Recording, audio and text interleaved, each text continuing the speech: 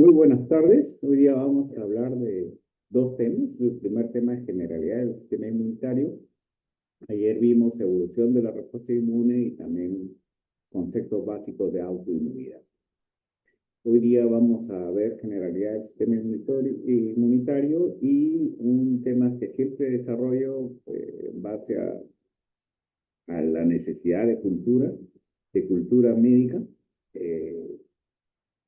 que es el VIH. Bien, el sistema inmunitario académicamente está dividido en dos sistemas. Un sistema, el cual estoy señalando actualmente, innato, y un sistema adaptativo o adquirido. El sistema inmunitario innato está compuesto por el monocito, macrófago, mastocito, célula dendrítica, natural killer, neutrófilo, eosinófilo, basófilo.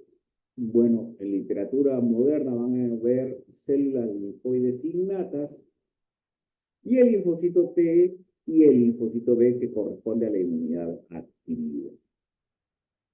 El T a su vez es CD4 y CD8.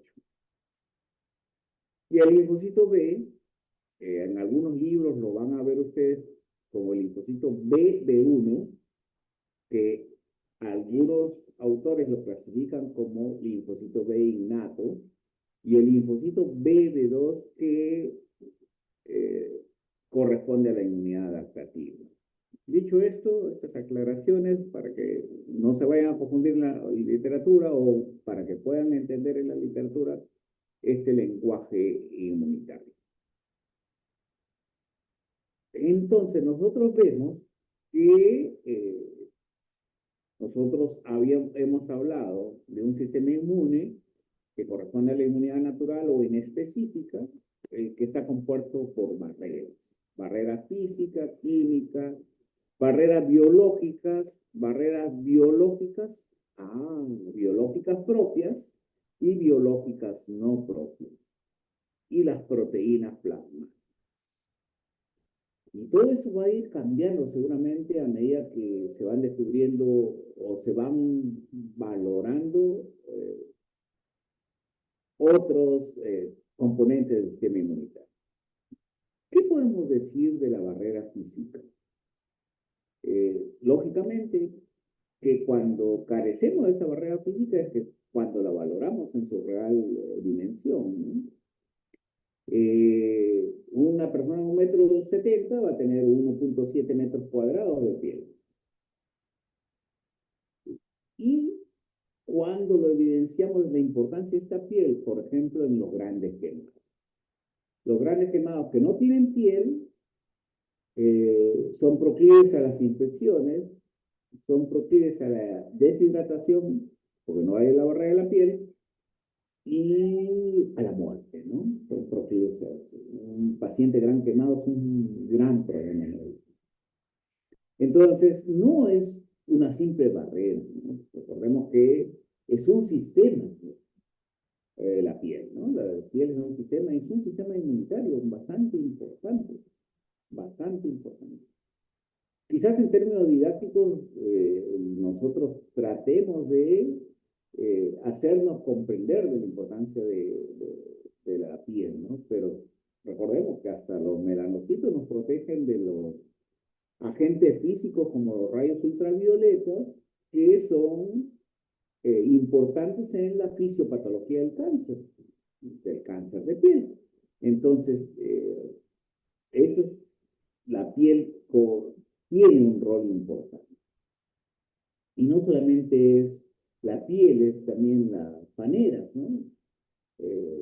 Uñas, cuero cabelludo, tienen importancia como nos permite la interrelación del interior de nuestro organismo con qué, con el medio ambiente.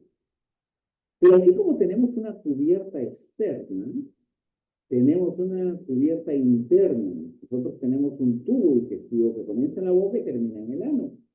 Ese tubo digestivo también tiene una composición a través de las mucosas. Y estas mucosas nos defienden de ese contenido interno que tenemos, que comienza en la boca y termina en el ano, para evitar también infecciones. Y se calcula que tenemos entre 200 a 400 metros cuadrados de mucosas. Y ellas tienen que estar adecuadamente sanas para cumplir su rol.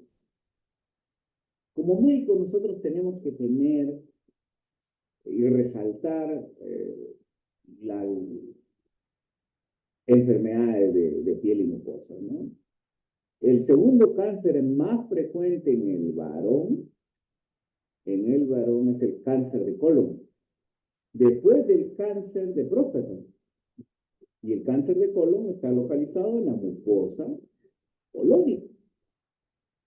Entonces, y ahora se recomienda que todo varón y mujer que sea mayor de 50 años debería realizarse una colonoscopia. Y eso es importante, ¿no? Eso es muy importante. Vamos viendo la importancia que tienen. Además, en las mucosas está el anticuerpo de mayor concentración en nuestro organismo, que es la inmunoglobulina A dimérica. La inmunoglobulina A dimérica tiene un rol fundamental en nuestra defensa. Bueno, otra barrera es la barrera química. La barrera química, si acá tenemos un estómago, productor de ácido clorhídrico, el cual también funciona como una barrera importante, ¿no? Así como los contenidos de las glándulas salivales, los contenidos en la orina, en el sudor, en las secreciones respiratorias, etcétera, ¿no? Recordemos que este pH ácido clorhídrico, elimina muchas bacterias que ingresan con nuestros alimentos. Y también está, cuando no hay esa homeostasis que hablamos acá, ese equilibrio, cuando se altera esa homeostasis, nosotros somos proclives a desarrollar cáncer gástrico, ¿no? Cáncer gástrico. Entonces, todas estas barreras son importantes, pero dentro de un contexto fisiológico.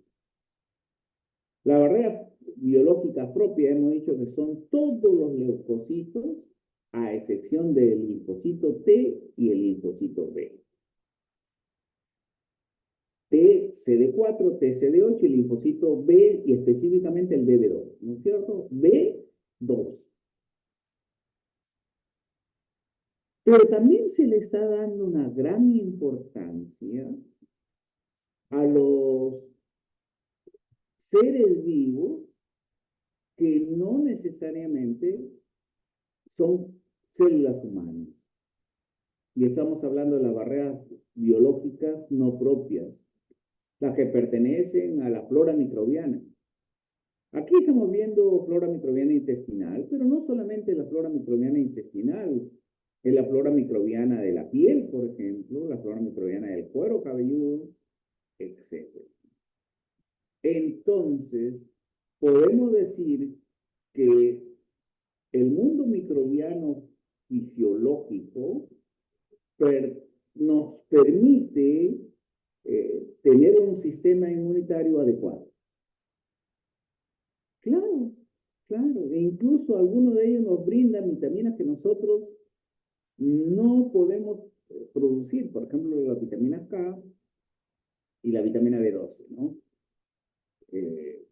Por ahí alguien me dirá, doctor, pero esos son producidos también, la vitamina K es producida en el hígado. Mucho de ese aporte de la vitamina K corresponde a la flora microbiana. Proteínas plasmáticas. Las proteínas plasmáticas, como las moléculas del complemento, la lactoferrina y muchos componentes plasmáticos que tienen un rol en nuestro sistema inmune innato o natural o inespecífico. yo pienso que el término inespecífico se va a ir corrigiendo con el tiempo, porque en realidad no es tan inespecífico como se creía antes. Y básicamente se decía que era un sistema inmunitario que no tenía memoria. Y todos los conceptos realmente han evolucionado. La inmunidad adaptativa o específica, redundando de alta especificidad, con una memoria mejor que la anterior del sistema inmune innato, con una expansión clonal que la hace la herramienta más desarrollada del sistema inmunitario. Entonces vemos acá, por ejemplo, que de un linfocito virgen se origina el linfocito TH2, TH1, TH17 y los T reguladores, ¿no? Y los T reguladores. Y no solo ellos, sino también el linfocito B, que cuando se convierte en célula plasmática, esta célula plasmática es la productora de anticuerpos. Estos anticuerpos que vemos acá son secretados por las células plasmáticas que derivan del linfocito B. Ya hemos dicho que la inmunidad humoral está caracterizada por el linfocito T y la inmunidad humoral por el linfocito B, y el linfocito B produce anticuerpos. Entonces tenemos tanto el sistema inmune natural como el adaptativo o específico que componen nuestro sistema inmunitario. Pero vemos que correlacionan muy de cerca con el sistema endocrino y con el sistema nervioso. De tal manera que hay un sistema denominado neuroendocrino inmunológico. Neuroendocrino inmunológico. Bien. Este es otro esquema en el cual resalta la inmunidad innata con un componente de barreras biológicas que comprenden la flora microbiana, ¿no? La flora microbiana. Recalcamos las barreras químicas, las barreras proteicas, compuestos proteicos, como el sistema del complemento, las células, que ya hemos hablado, los leucocitos, a excepción de los que corresponden a la inmunidad adaptativa, y las barreras físicas, etc. Y una complementado con una inmunidad adquirida, la más evolucionada de nuestro país. Incluso hay estudios ya de muy larga data que los microbios intestinales pueden controlar la respuesta al cáncer. Esto se llama la microbiota, ¿no? La microbiota. Y un concepto que se debe llevar como parte de esa cultura médica que debe tener cada médico es que de 100 millones de células que tenemos en nuestro organismo, solo el 10% son en realidad humanos. Así que no nos creamos totalmente humanos, ¿no? Cuando hay un equilibrio en el ecosistema que nos rodea, 90% de los componentes celulares son bacterias y 10% son células humanas. De tal manera que esa interrelación flora y células humanas permiten lo que nosotros conocemos como un estado de salud, ¿no? Como la salud.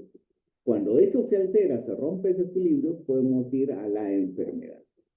Y acá vemos que esta flora microbiana descompone carbohidratos y produce nutrientes esenciales como vitamina K y vitamina B2. Desplazan a las bacterias patógenas para que y solo tengamos flora sana, que no nos dañe. Pero si nosotros alteramos esta flora microbiana sana, por ejemplo, con uso inadecuado de antibióticos, vamos a permitir que prolifere la flora bacteriana patógena, la flora bacteriana patógena. Ya habíamos dicho una inmunidad adaptativa específica y una inmunidad innata o natural. Esto remarcando, ¿no? Remarcando lo que ya hemos dicho. Y esto unido a un sistema nervioso y un sistema endocrino. Y esas son generalidades de nuestro sistema inmune. ¿Cuál es la ventaja del sistema inmune innato? Es su rapidez.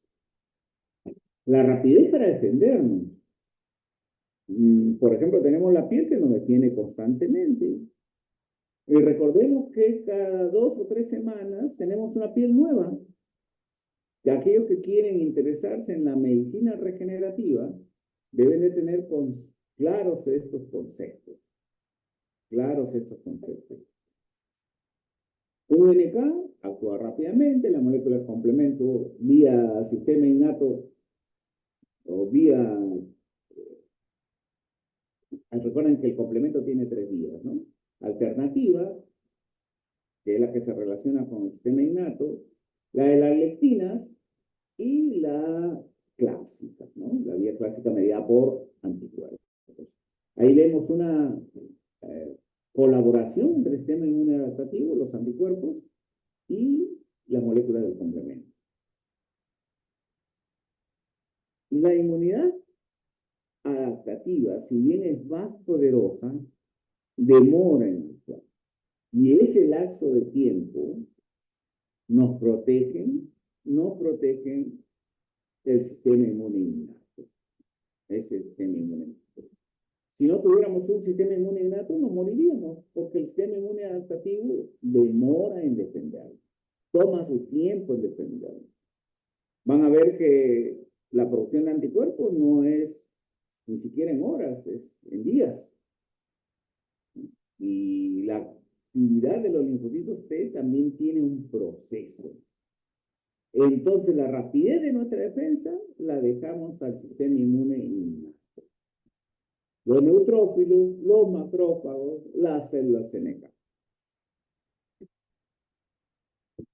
Ya habíamos hablado de piel, de mucosa, de barrera placentaria. La barrera placentaria también es algo que permite al feto sobrevivir. Va a llegarle al feto productos de alta calidad para no dañar. Algunas veces eso es imposible, porque hemos dicho que los sistemas no son perfectos, pero tiene un rol también. Miren, los epitelios ciliados, si no tuviéramos epitelios ciliados, no pudiéramos eliminar las secreciones del aparato respiratorio, y si no pudiéramos eliminar las secreciones del aparato respiratorio, moriríamos infectados con esas secreciones, porque secreción que no se moviliza, se infecta. El muco envuelve a los agentes extraños, impide que ejerzan su acción. Los cilios dificultan el avance de la gente. Tienen un ascensor mucociliar para eliminarlos y agregado agentes surfactantes. Todos estornudos, peristaltismo intestinal son movimientos que son también o tienen también carácter defensivo. Lágrimas, saliva, muco, sudor, sebo, jugo gástrico, todo esto son componentes de esa barrera química que ya hemos hablado. Esa barrera química. Y en nuestros intestinos, la microbiota es importantísima. La microbiota es importantísima. Los leucocitos se dividen en granulocitos y agranulocitos, con gránulos y sin gránulos. Polimorfos nucleares, neutrófilos, eosinófilos, basófilos, y los que no tienen gránulos son el monocito, que recuerden que en sangre es monocito y cuando va a los tejidos se convierte en macrófago. Los natural killers, los asesinos naturales, son nuestro Rambo de la defensa, y la célula dendrítica, la principal célula presentadora de antígenos. Proteínas inflamatorias, complemento, interferones, citoquinas, interleuquinas, linfoquinas. todo un arsenal de defensa. ¿Que faltan? Sí, faltan. Falta mencionar algunos. Los secretomas, por ejemplo. Elementos de comunicación intercelular. Y dentro de todas estas moléculas también están los exosomas. Ese ya será una clase distinta que seguramente recibirán más adelante. Características de la inmunidad innata, su especificidad es relativamente baja, diversidad es limitada, la especialización sigue un estereotipo, la adaptativa tiene una alta especificidad, una diversidad amplia, y habíamos dicho que el sistema inmunitario puede reconocer 1.000 millones de diferentes antígenos. 1.000 millones de diferentes antígenos, miren. Y es una especialización alta. Miren este macrófago comiendo bacterias. Pero si solamente comiera bacterias, fuera un proceso de fagocitosis lento. Pero si esas bacterias están unidas con anticuerpos, que lo vemos acá, estos anticuerpos, los anticuerpos se unen a los epítopes por su fracción AB y tienen esta fracción FC. Esta fracción FC tiene receptores, el macrófago tiene receptores para esta fracción FC, lo cual potencia la fagocitosis. Y eso se llama la oxonización, ¿no? Esta es una bacteria oxonizada con anticuerpos. Y los anticuerpos son producidos por la inmunidad adaptativa. ¿Por qué células? Por el linfocito B. El linfocito B que se convirtió en célula plasmática. Plasma.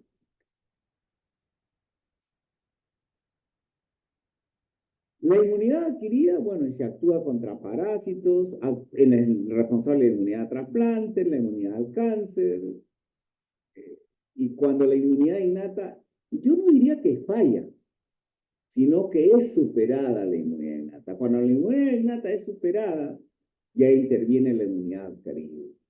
También la inmunidad adquirida también es responsable en las enfermedades autoinmunes y en las alergias. Las características de la inmunidad adquirida es que es adaptativa, es específica, tiene memoria, es evolucionada, tiene una amplia diversidad, componentes celulares a través de linfocitos T, componente humoral a través de linfocitos B que producen anticuerpos. Siempre hay un componente celular. Se denomina celular cuando está mediado por T, pero tanto en la humoral también tiene una célula representativa. Y la célula representativa de la respuesta humoral es el linfocito B. Pero ¿qué es lo que caracteriza al linfocito B? Que produce anticuerpos. Entonces la pregunta sería, ¿y qué producen los linfocitos T? Producen citocina y otros elementos importantísimos en la respuesta inmunitaria. Entonces tenemos acá la inmunidad innata, la inmunidad adquirida, y miren, esta inmunidad adquirida puede ser natural, fisiológica o por enfermedad. Que puede ser artificial. Artificial. Por vacunas, ¿no? Nosotros ponemos un antígeno al organismo y el sistema inmunitario va a responder a ese antígeno, generalmente produciendo anticuerpos y pasiva con antisueros. Ya lo vamos a ir explicando un poquito más. Ya lo vamos a ir explicando un poquito más, ¿no? La inmunidad innata, adquirida, natural y artificial. Vamos a ver. Miren acá un perro rabioso que muerde la pierna de un niño. O tenemos un perro rabioso que muerde el hombro de un niño. ¿Cuál de ellos es más grave? Si los dos tienen rabia. Entonces, ¿por qué hablamos de gravedad? Ah, por la localización de la mordedura. Recuerden que el virus va a viajar desde aquí hasta el encéfalo. A más distancia se va a demorar más tiempo. A menos distancia va a ir más rápido. Y si te dice la cara, todavía mucho más rápido.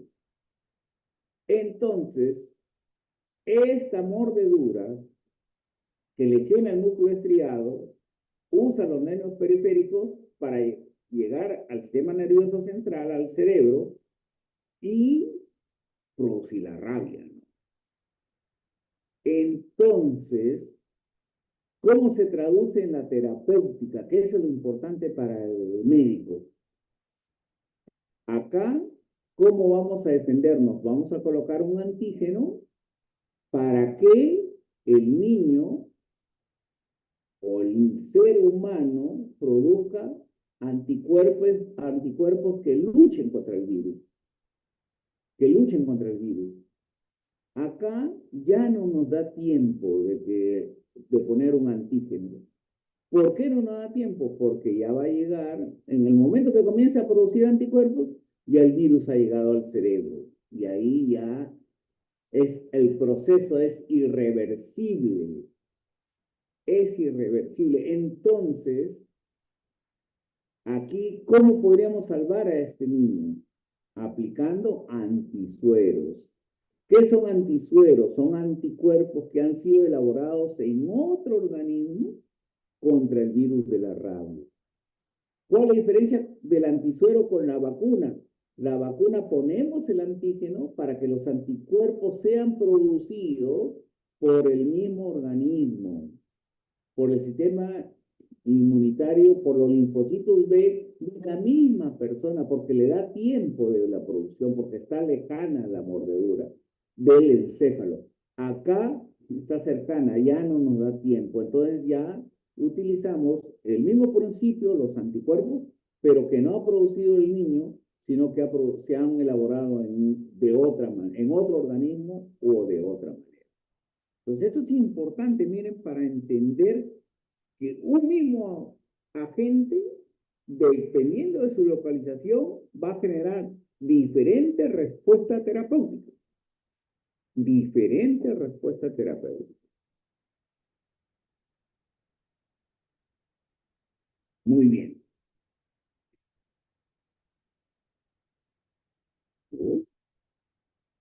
No sé por qué se plantó.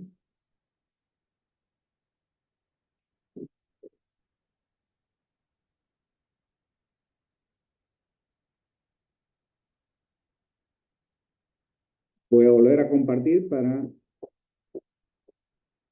¿Me escuchan? ¿Aló? ¿Me escuchan? Sí, doctor. Sí, doctor. Ya. No sé si ha plantado la pantalla. Voy a salir y voy a regresar. A ver, estoy compartiendo en mi celular el internet.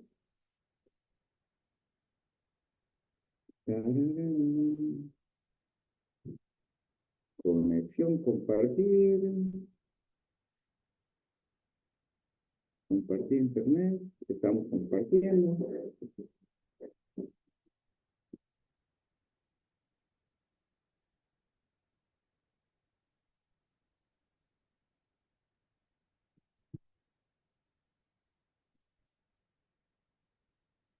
Stop. Volveré a compartir. A ver si se mueve. Ahora sí se mueve. Bueno, ahí nos habíamos quedado. Miren lo didáctico que son estos gráficos, ¿no? Entonces, la inmunidad adquirida con memoria inmunológica se denomina activa.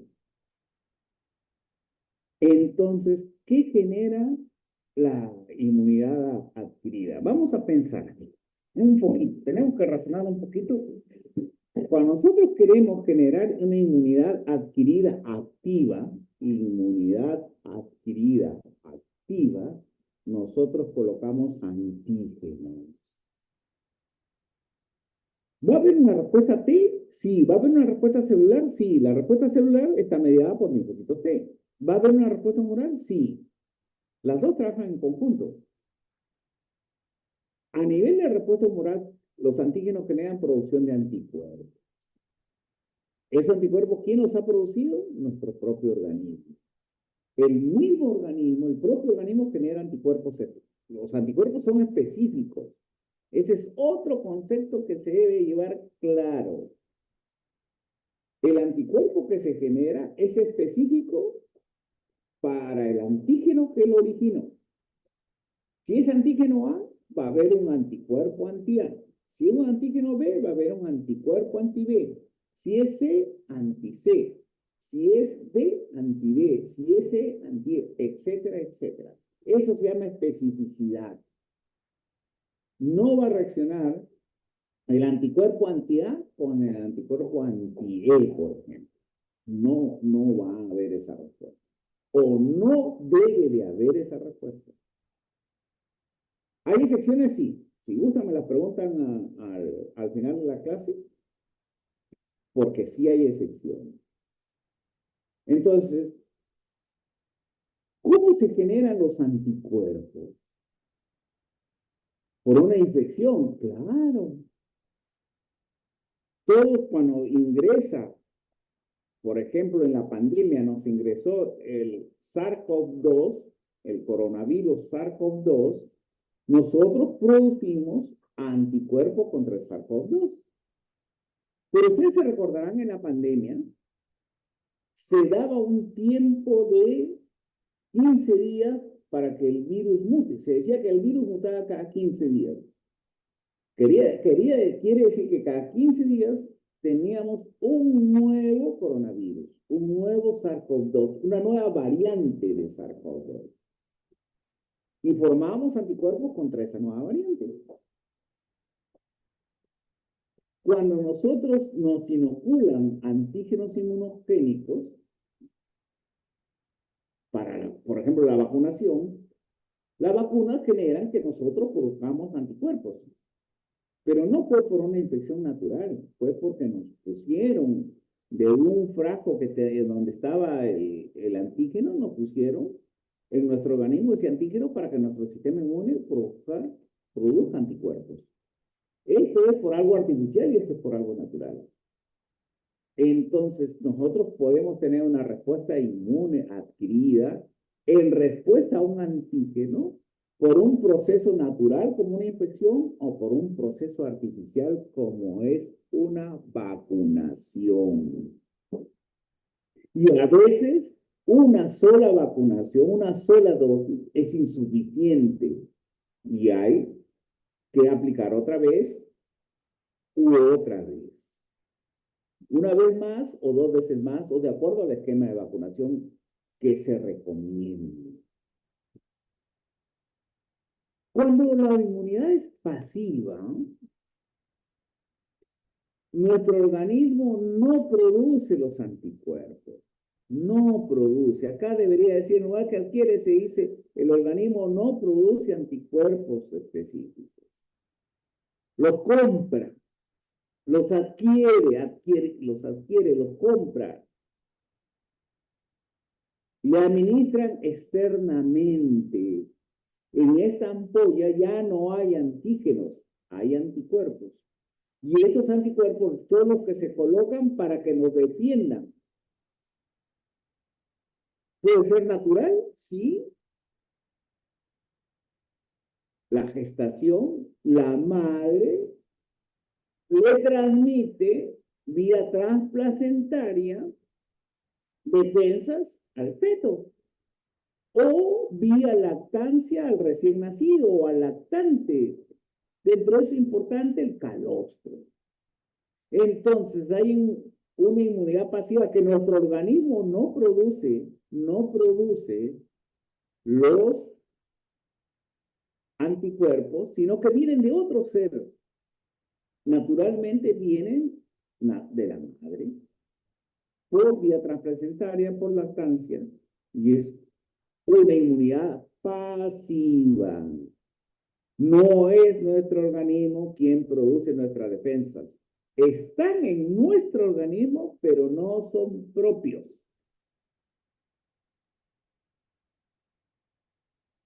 En el ejemplo de la mordedura del perrito, aquí no le vamos a poner antígenos, le ponemos anticuerpos que se elaboraron en otro organismo. Inmunidad pasiva. Porque hay que salvarle la vida.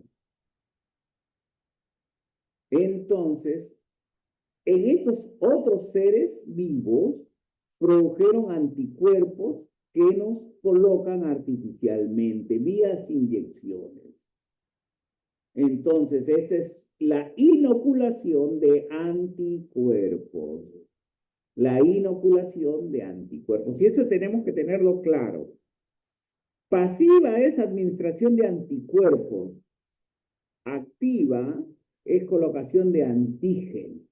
Y eso tiene que ser sí o sí parte de su cultura sanitaria. Quiere decir que ni siquiera es conocimiento, que es algo que deben de tener todos en su cerebro, en su CPU.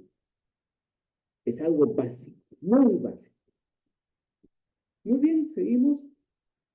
Ahí tenemos los dos tipos de inmunidad adquirida, activa y pasiva. Antígeno acá, anticuerpo acá. Esta activa genera la producción de anticuerpos propios. Esta pasiva, los anticuerpos no son propios y van a tener una temporalidad. Van a durar cierto tiempo, porque no lo produce nuestro organismo. Nos los han administrado de externamente. Un efecto temporal. Acá no hay un efecto temporal. Si vuelve a ingresar el antígeno, se volverá a producir los anticuerpos y cada vez de mejor manera. Ya lo veremos más adelante. Miren, la inmunidad activa ingresa el antígeno microbiano o una vacuna, se enferma el animalito, pero va a comenzar a producir anticuerpos. Si se recupera, esos anticuerpos que se producen son específicos contra el microbio y tiene memoria.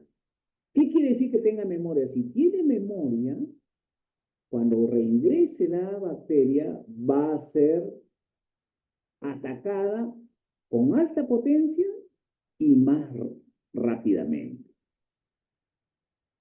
Si nosotros colocamos anticuerpos elaborados en otro ser vivo, eso se llama transferencia adoptiva o inmunidad adoptiva. Esto recuerden, la inmunidad adoptiva es aquella que se generó en otro ser y que no lo colocan. Entonces, nos vamos a recuperar de la infección, ¿sí? Lo va a atacar esos anticuerpos al agente infeccioso, que puede ser una bacteria, un virus. Nos vamos a recuperar. Estos anticuerpos son específicos, sí, pero no hay memoria. Como no hay memoria, solamente van a ser temporales. Entonces me decía, doctor, pero si acá es permanente y aquí es temporal, ¿por qué usamos este temporal? Porque el riesgo de la salud es alto. El riesgo de morir es alto. Si no lo coloco, el paciente se va a morir por una respuesta inmunitaria tardía. Una cosa es que te muerda el perro rabioso en la cara y otra que te muerda en el pie. En el pie te va a dar oportunidad para que te coloquen antígenos y desarrolles una inmunidad activa, una inmunidad activa. Si te muerde en la cara, no vas a tener tiempo con la inmunidad activa. Te tienen que colocar de inmediato los anticuerpos. Y esa es una inmunidad pasiva. ¿Ambos son válidos? Sí. Dependiendo en qué contexto estemos. Respuesta primaria. Eso es bueno. Ese es otro concepto que a veces olvidamos y que nosotros debemos llevarlo permanentemente. La respuesta primaria está dada por la inmunoglobulina M inicialmente. Todas las respuestas de anticuerpos comienzan con M. En la sangre, generalmente va de IgM a IgG. Inicia con M y va con IgG. ¿Pero qué es respuesta inmune primaria? Es la respuesta a un antígeno la primera vez que ingresa. La primera vez que ingresa un antígeno va a generar la producción de anticuerpos. Entonces, ese primer contacto se llama respuesta primaria.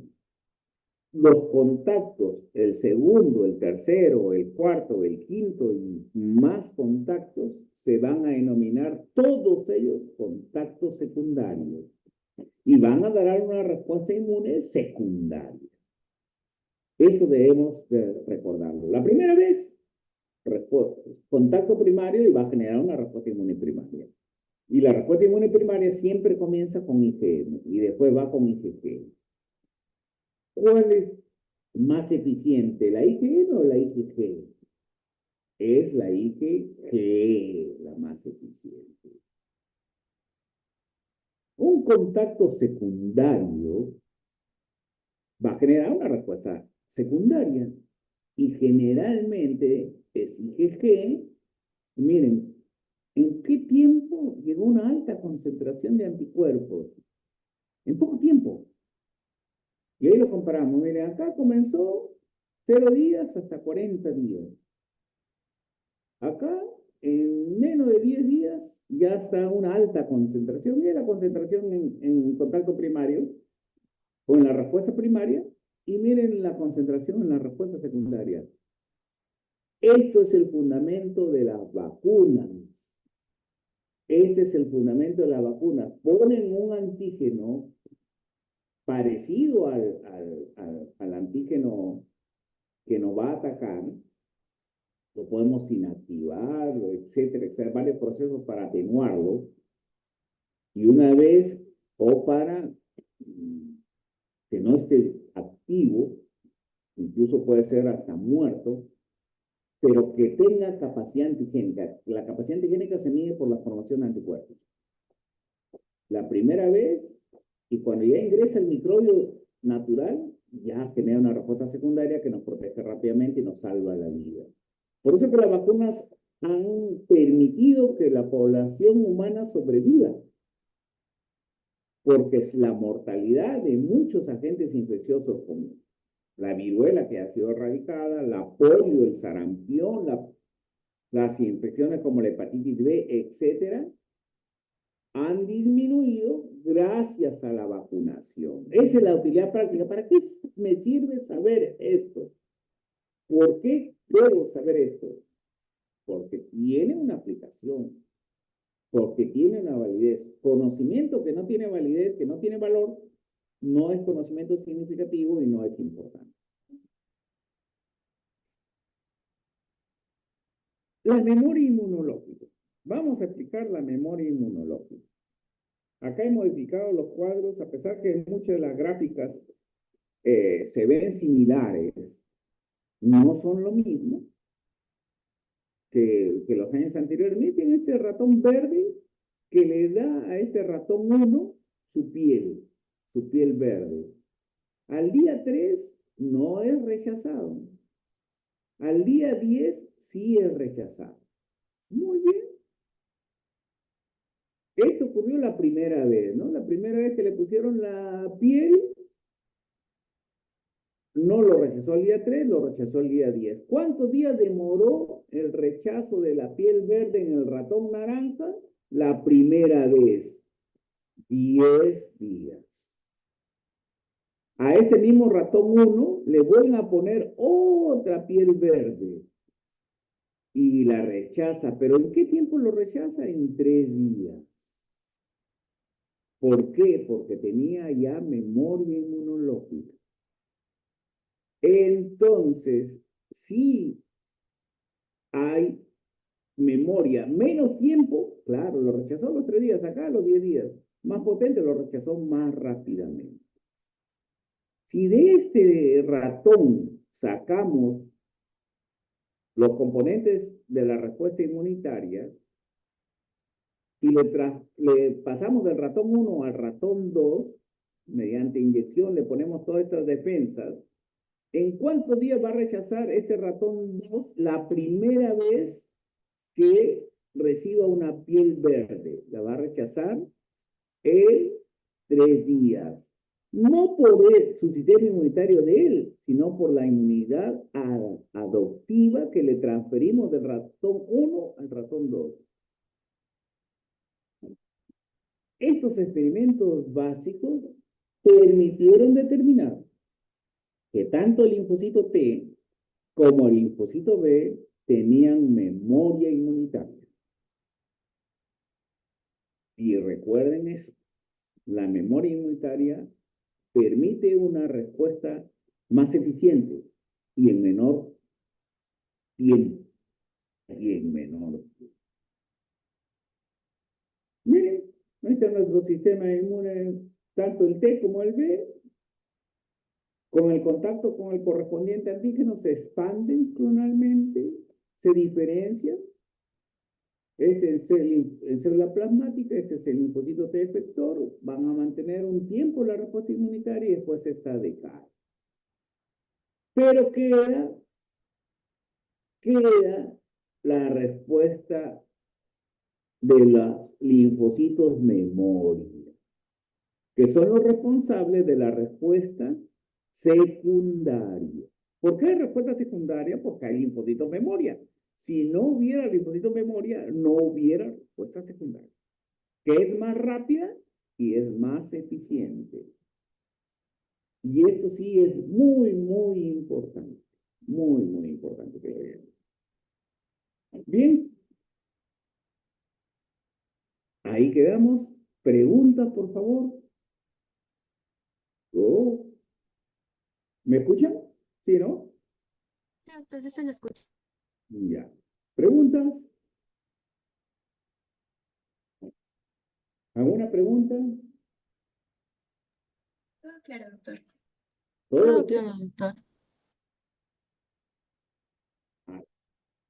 Una vez más, ¿preguntas?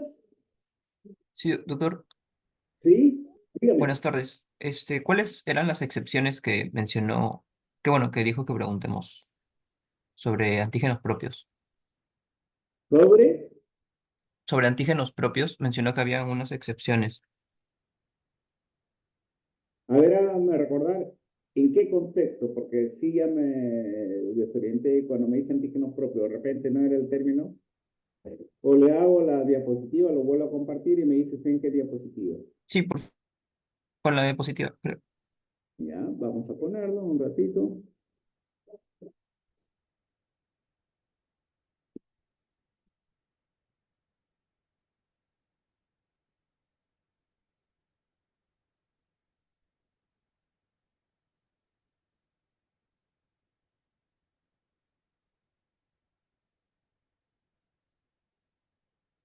Ahí, ¿dónde? Más adelante, más adelante.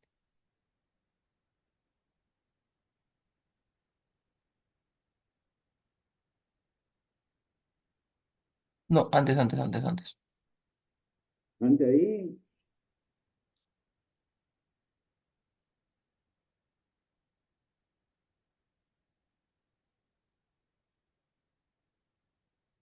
A ver, ¿algún otro compañero recuerda la pregunta?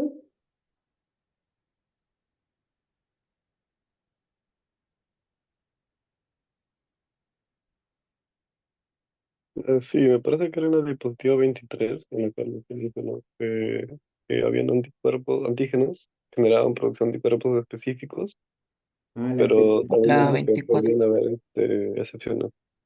ya, la excepción, muy bien. Ahora sí nos ponemos de acuerdo. Eh, eh, lo- los linfocitos son específicos de un antígeno. ¿Pueden reaccionar con otro antígeno? Sí. ¿Cómo se llama eso? Reactividad cruzada. ¿Cómo se llama eso? ¿Cómo también lo pueden leer? Mimetismo molecular. Cuando dos antígenos se parecen, un mismo anticuerpo o un mismo receptor T puede unirse a ellos.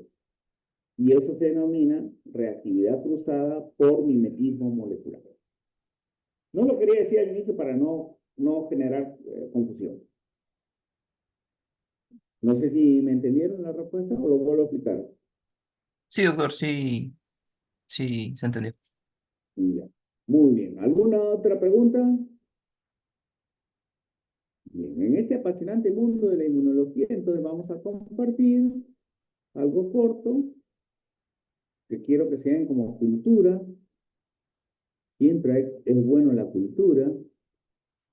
cultura sanitaria es importantísimo.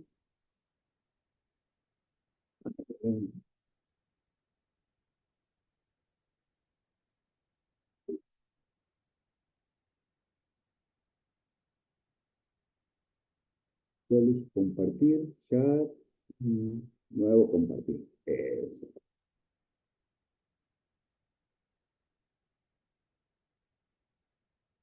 Esta clase la he simplificado bastante porque era bien amplia.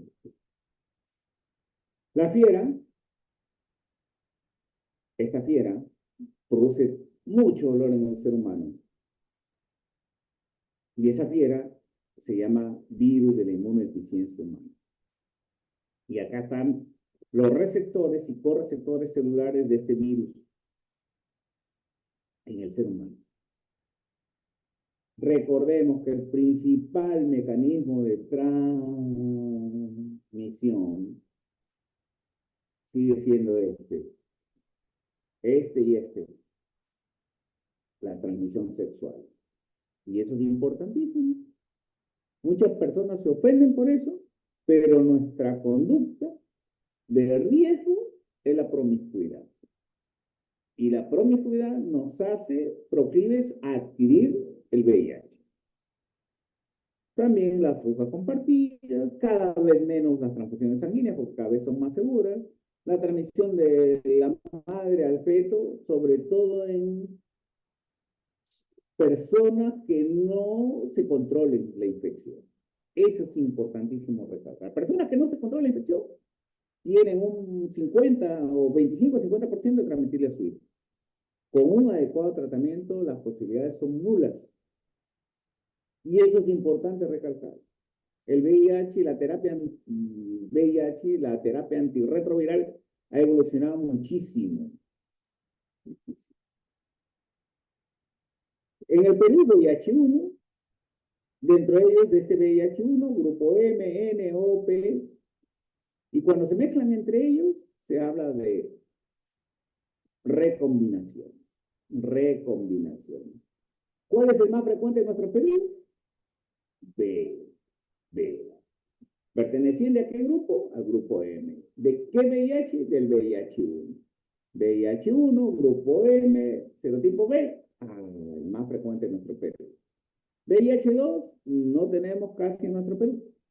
Algunos casos han sido importados, pero básicamente no tenemos en nuestro Perú. Aquí vemos, ¿ves? Subtipo VIH-1. Estados Unidos, Europa, Sudamérica. Aquí como ingresa el virus, también, y esto es lo más importante. Se acopla a la membrana del linfocito, libera su ARN, ese ARN se convierte en ADN mediante un proceso de transcripción inversa, y este genoma viral ingresa al núcleo y contamina nuestro genoma humano. Mire, se integra, eso se llama integración del virus, del genoma del virus VIH, que es ARN, acá ya está en forma de ADN, porque acá en el citoplasma se convirtió el ARN en ADN, mediante la transcripción inversa, y después mediante integración se metió en nuestro genoma humano y nos contaminó. Y de ahí se originan, por transcripción, traducción, ensamblaje y otros mecanismos, nuevos viriones que salen de nuestras propias células. ¿Cómo hacemos para detectar el VIH? Mediante detección de anticuerpos. Acá está el antígeno del VIH, Si nuestro suero tiene anticuerpos, se unen, después hacemos artificios de laboratorio para de un producto incoloro se genere color y lo visualicemos. Barreras de protección son importantes en la cultura de las personas. Es importante. Un adecuado uso de barrera de protección. ¿Podemos detectar antígeno VIH? Sí, ponemos un anticuerpo. Si en la muestra del paciente de antígeno se une, hacemos una serie de artificios para que cambie de color, de una señal blanca, una señal roja, una señal amarilla, una señal azul, etcétera, etcétera, etcétera. Entonces vemos que hay varias generaciones de esta prueba. Primera, segunda, tercera generación detectaban solo anticuerpos. Y cuarta generación son los famosos combos que detectan tanto antígeno como anticuerpos. Concepto de solamente recordarles, nada más esto ya ustedes lo han de haber visto en sus cursos. Detección de VIH-1, VIH-2, etcétera, y el famoso periodo de ventana. Miren, en hepatitis C, periodo de ventana, primera generación 120 días, segunda generación 80, tercera generación 70 días. Con pruebas moleculares entre 1 a 2 semanas. Cuando detectamos antígenos o anticuerpos se llama periodo de ventana. Cuando detectamos con pruebas moleculares se llama periodo de eclipse. Ese es para su cultura. ¿Cuándo hablamos de periodo de eclipse? Cuando usamos una prueba molecular. ¿Cuándo usamos periodo de ventana? Cuando usamos una prueba serológica. ¿Y las pruebas serológicas qué detectan? ¿Antígeno o anticuerpo? ¿Y las pruebas moleculares qué detectan? ¿ADN o ARN? Acá en inglés, RNA. Lo que detectan RNA, DNA son pruebas moleculares. Miren, ahí está. El cuadro clínico de la hepatitis C generalmente salía 45. Bien, bien. Y en VIH, este es antiguo, ¿no? Este gráfico es bien, bien antiguo, del 2011. Ya hace 14 años casi, o 13 años. Primera generación, 41 días de periodo de ventana en la cual la prueba es positiva, pero sale falsamente negativa. De segunda generación, 30 días. De tercera generación, 21 días. Y de cuarta generación, 14 días. Si usted hizo una muy buena prueba, ¿cuánto es el tiempo que debe de pasar desde el contacto de riesgo a hacerle la prueba? Con una muy buena prueba, 14 días. Generalmente nosotros no decimos un 14 días, le damos más tiempo. Le damos más tiempo. Pero esos son los conceptos teóricos. Sí, con RNA proviral, 2 a 3 días menos. 2 a 3 días menos.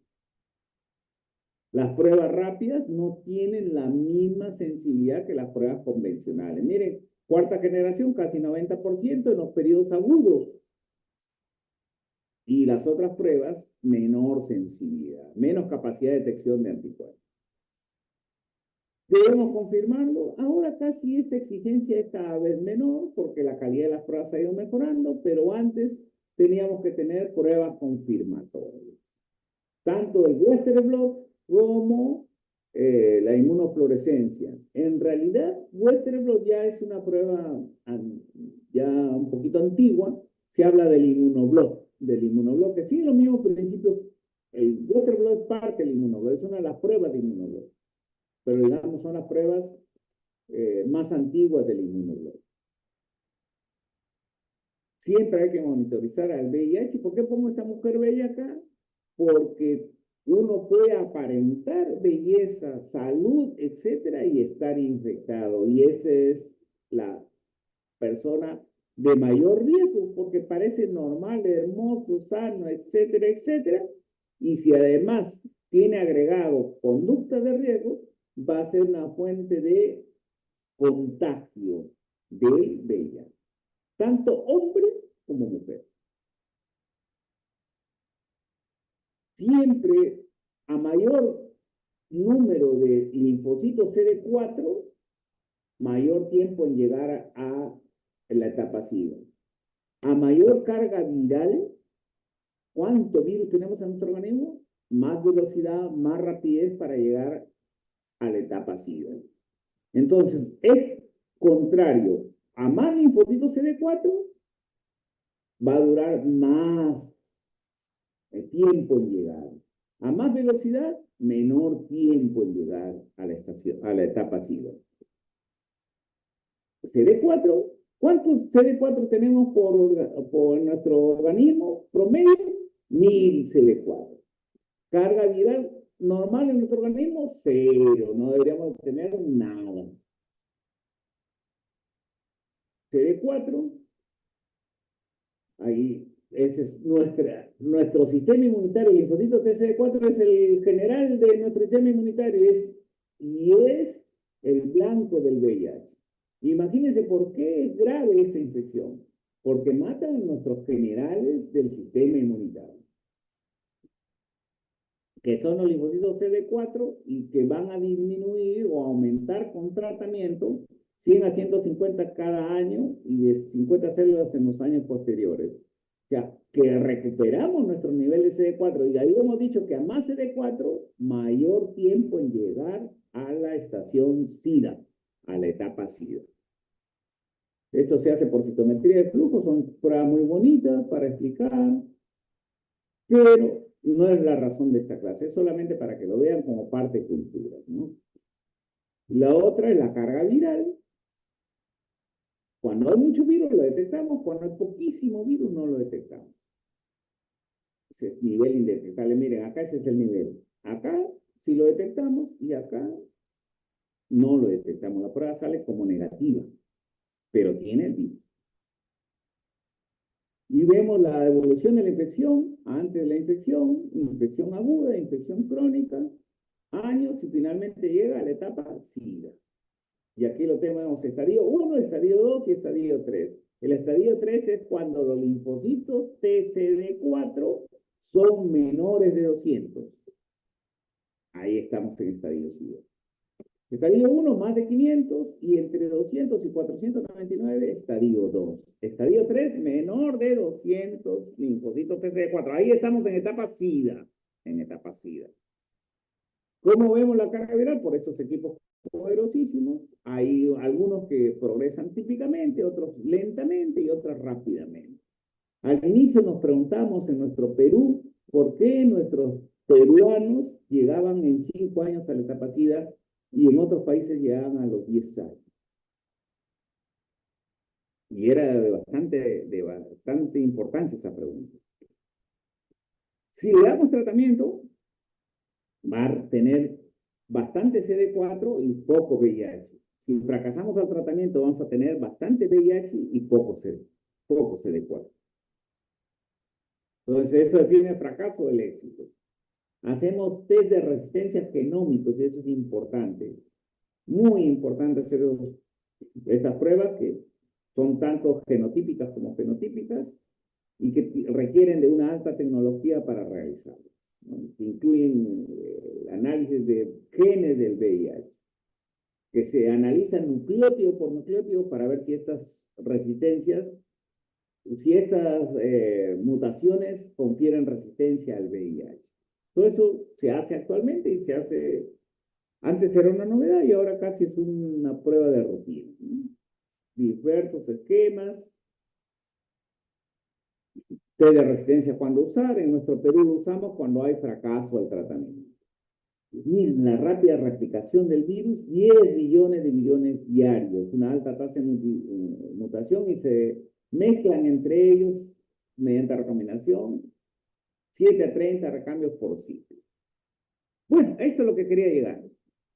TPH, caso Berlín, caso Londres. Miren, el virus se une al receptor CD4 y luego al correceptor. Y cuando se une al receptor y al correceptor, el virus logra ingresar al interior de la célula. Un virus que no ingrese al interior de la célula no puede replicarse, porque los virus son parásitos que necesitan utilizar a la célula para replicarse. No tienen replicación propia. El correceptor CCR5 es tanto de la línea de los monocitos como de los linfocitos T. Y el correceptor CXCR4 solo en los linfocitos T CD4. Pues cuando hablamos de CR5, me preguntarán entonces, doctor, ¿existe receptor CD4 en el monocito? Sí, miren, aquí lo ven. También en el linfocito, claro. Pero el correceptor CR5 es común, T y monocito. CXCR4 es exclusivo del linfocito T. Cuando este correceptor CCR5, que está tanto en los monocitos como en los linfocitos, muta, el virus ya no puede ingresar. Y si no ingresa, el virus no se replica. Y si no se replica, no va a poder producir enfermedad. Y eso ocurre cuando la mutación del CCR5 es homocigota. Tanto el papá como la mamá le dieron al hijo genes de mutantes que se llaman CCR5 delta 32 y por lo tanto estos receptores mutados no permiten el ingreso del virus VIH. Virus VIH. Si solamente un padre le dio el mutado y el otro es sano, sí ingresa el VIH. Si los dos son sanos, sí ingresa el VIH. Solamente cuando la mutación procede del padre y de la madre, ahí recién ocurre una modificación que impide el ingreso del VIH. Entonces, aquí en esta mutación delta 3232 del CCR5, en lo cual hubo un trasplante de células madre, el paciente, caso Berlín, Timothy Wright Brown, de 40 años, con leucemia mieloide aguda, con 10 años de VIH, con un recuento de CD4 de 415, que no tenía virus detectable, recibió un trasplante de otro ser, de otro ser humano, de la misma especie, es halogénico, con HLA idéntico, pero que tenía mutante homocigoto delta 32. Recayó de su leucemia, le volvieron a hacer el trasplante con el mismo donante, se remitió la leucemia por completo y se curó del VIH. A los 20 meses después de suspender la terapia antirretroviral, no se encontró el virus VIH. Caso Londres, Adam Castillejo, un venezolano radicado en Londres, desde el 2003 con 290 CD4, carga viral de 180.000, linfoma de Hodgkin refractario, recibió trasplante con mutación doble delta 32, el virus no pudo ingresar y curó de su VIH. El análisis semanales de carga viral, cada mes indetectable. Los linfocitos CD4 no pudieron ser infectados con virus CCR5 trópico. Y el Western blot demostró pérdida de anticuerpos P24, P3, o sea, anticuerpos contra el VIH. Entonces, esta fiera la podemos dormir, sí, mediante terapias biológicas y fundamentalmente actualmente mediante terapia farmacológica se está controlando la infección. Pero lo más importante, evitar ser una persona con conducta de riesgo. Muchas gracias. ¿Preguntas? ¿Alguna pregunta, por favor?